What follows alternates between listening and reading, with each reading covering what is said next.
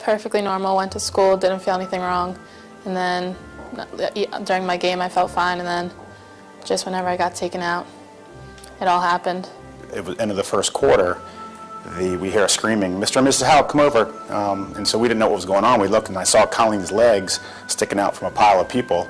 He told me everything he did, how he got caught in, how he came there, and luckily he was by the scene when it happened, so he came over. I was just on routine patrol up in the Forest Hill area. I was less than a mile away, so I got there with a bunch of other sheriff's deputies. And there was just a lot of chaos and confusion. And my coach took me out during the game for a break, and then whenever I was at the end of the bench, Coach had heard a thud, thinking that she had fallen off her chair. and it looked like I started to go into seizure.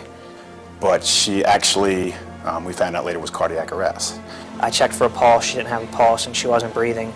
And pretty much at about that time, the AED had completed analyzing. Everybody clears away, it shocks her. She jumped, and then she made a really big breath a couple times.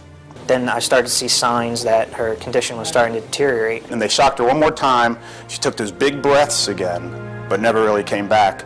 And her heartbeat came back a little bit. It's when the fire department showed up. I went ahead and told them everything that I did and what was going on, and turned over care to them. But when I left her, she wasn't breathing. And so it was a very scary drive to the hospital. I have absolutely no idea. Don't remember. Probably a half hour before the game, during the game, and solid 2 days after the game, I don't remember.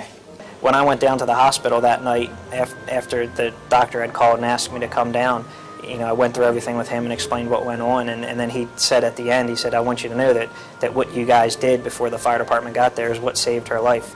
And that's a really neat thing to be told. It definitely makes you smile, and it's a good feeling. And then to meet her after the incident, when she's basically better and has everything fixed for the most part, and see that it's to think that she really was dead, and now she's fine. She's doing good.